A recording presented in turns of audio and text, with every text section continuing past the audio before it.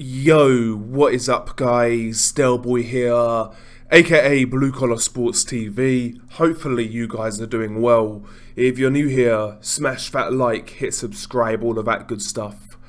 So this video is a quick preview for Joyce versus Zhang, which goes down this weekend at the Copper Box Arena in London. Now this fight in the UK will be televised by BT Sports, and I'm assuming in the USA it will be televised by ESPN. Have to say, I am looking forward to this fight. Having said that, these days I look forward to every Joyce fight. To me, Joyce is one of the most interesting heavyweight contenders out there. In fact, outside the champions, I think Joyce is the #1 contender, quite frankly. Very entertaining style, throws a lot of punches, carries power, he's aggressive. You know, he's what you want in a heavyweight. Doesn't say much outside the ring, but when it comes to fight night, he delivers, you know, and that's really what I'm looking for when it comes to fighters. And yeah, this fight against Zhang, I would say is relatively interesting. Of course, Joyce is now 15-0. He is the WBO interim heavyweight champion. He's next in line for a title shot.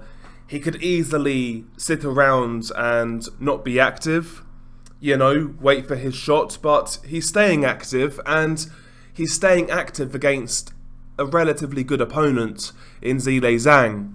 Now, I'm not saying Zhang is a world beater per se, but he's a good mid-tier contender. You know, this is a perfectly acceptable interim fight while Joyce waits for a title shot. And these are the sort of fights that he should be taking, because ultimately, what is the alternative? To stay inactive and, you know, completely kill the momentum that he now has, as well as, you know, get ring rust, things of that nature. It's just going to make him less competitive when he eventually gets that title shot, or it's going to put him in a worse position. Alternatively, he could be fighting complete cream puffs while he waits, and again, that's not really going to serve him any good going forwards. He needs to be having fights against guys who bring some sort of danger to the equation, and that's exactly what Zhang brings. Again, Zhang, I don't think he's a world beater. But he's decent enough, you know, he's big, he's a southpaw, he's like 6'7", amateur pedigree, he carries power, and he is deceptively, I don't want to say quick, but he's sneaky, Zhang, he's very sneaky. He's got a knack of landing that straight left hand out of that southpaw stance, and he does have a quick one too. He disguises that left hand really well with his quick southpaw jab. Also, he is good at punching with his opponents. We saw that in the Filip Hrgović fight. In fact, that's the fight where people started to take Zhang more seriously, because before that Hrgović fight, yeah, we knew he was a big guy who could punch, but I think most of us expected him to get beat decisively by Hrgović. You know, we'd seen Zhang previously struggle against the likes of Jerry Forrest. Now, I know apparently he had some health issues in that fight, but, you know, I'd never really been all that impressed with Zhang before the Hrgović fight. I just really saw him as a big lump who could punch, you know, quite a strong guy, but not much else. But he impressed me in that Hrgović fight. I felt he won that fight. Personally, I felt he beat Hrgović. I felt he was very unlucky not to get that decision. And yeah, that was a good fight. Ultimately, it was one of those fights where Zhang officially lost, but he kind of won because the fans started to take him much more seriously after that. He kind of won in official defeat. Are we going a bit too far though with that fight? Because I do reiterate, in watching that fight, I said this at the time, Hrgović looked like he would rather be anywhere else instead of that ring. And I know previously Hrgovic's father had died, maybe that was still on his mind, but Hrgović always kind of strikes me as a guy who, you know, is pretty straight-laced. He's there to do business, you know, professional guy. But in that fight, his mind looked elsewhere. He looked so off, it was weird. And looking back at it, I don't think that was a fully motivated, at his best Hrgovic. Maybe it was. Maybe I'm underselling Zhieli Zhang. But I think that fight may have flattered him a little bit. Nevertheless, he will still be dangerous in this bout. For me, if I'm training Zhieli Zhang, or if I'm around Zhieli Zhang, I would set my stall out early and try to hurt Joe early. Because if Zhieli Zhang can't do that early on in this fight, if he can't get Joe Joyce's respect and hurt him, I think he's going to get walked down, outworked, and eventually he'll succumb to the punch output of Joe Joyce. He can't match Joe Joyce in regards to punch output. Joe Joyce has much better stamina than Zhieli Zhang. I also suspect that Joe Joyce has a much better chin than Zhieli Zhang. And overall, I see him as a more robust fighter. He's the sort of guy who can fight with attrition and drag you into that sort of fight. I don't think Zhieli Zhang survives that sort of fight with Joe Joyce. So I think Zhieli Zhang's best bet is to catch Joe Joyce early while he is fresh and maybe Joe Joyce is cold. We've said this a lot about Joe Joyce. He gets caught early in fights. We saw that in the Christian Hammer fight, for example. Joe Joyce in the first couple of rounds was eating big overhand rights from Christian Hammer, and every time Hammer threw that shot, he had success. Same thing with Bermain Stavern as well. He was able to get off quite a few power shots on Joe Joyce early, And we've seen this in a few Joe Joyce fights. He's like a diesel engine. It takes him 2 or 3 rounds to get warmed up, to get in his rhythm, to get those limbs going, to get those legs going. Takes him a while to get into that rhythm. Before he does, he is there to be hit. Zhieli Zhang, in my opinion, needs to try and take advantage of that. He needs to be spamming that 1-2, trying to time Joe Joyce coming in. Try and walk him onto that big left hand, because that shot does carry power. Also, I'd like to see Zhieli Zhang maybe try and catch Joe Joyce with a lead right hook.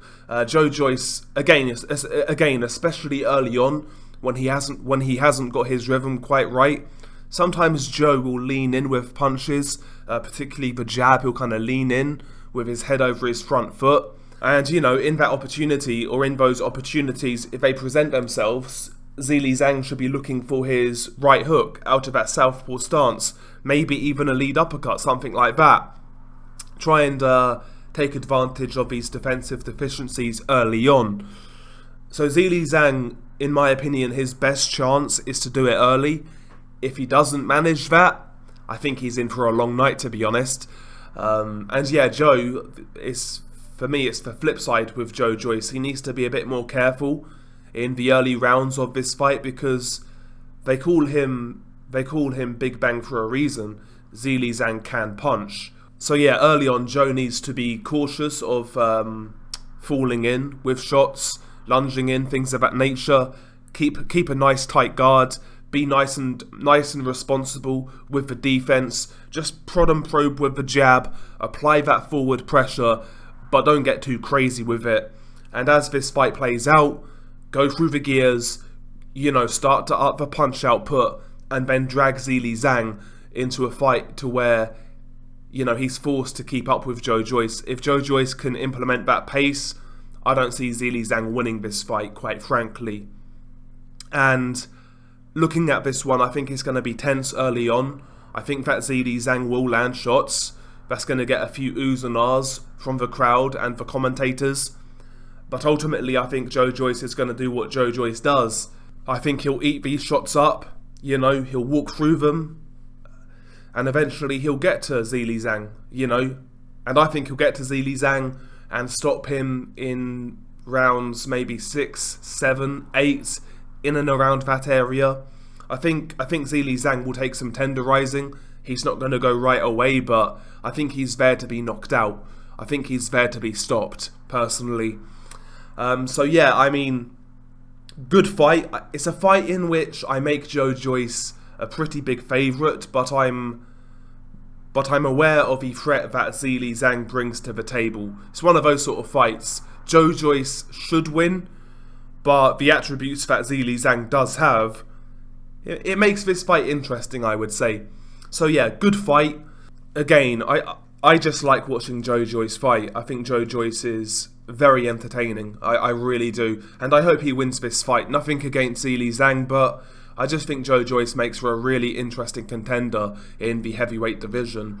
There's a couple of things on the undercard. Denzel Bentley is defending his British middleweight title against Kieran Smith. I'm expecting Denzel Bentley to win that fight well. Bentley impressed me in his last fight against Yanibek Alimkhanuly. I felt he was going to get squashed in that fight, but he made the distance, gave Yanibek a couple of troubles here and there. So Denzel Bentley is coming back. Also on the card, you have the heavyweight prospect Moses Itauma. He's 18 years old and he's 2-0. His first two opponents have been nothing short of embarrassing.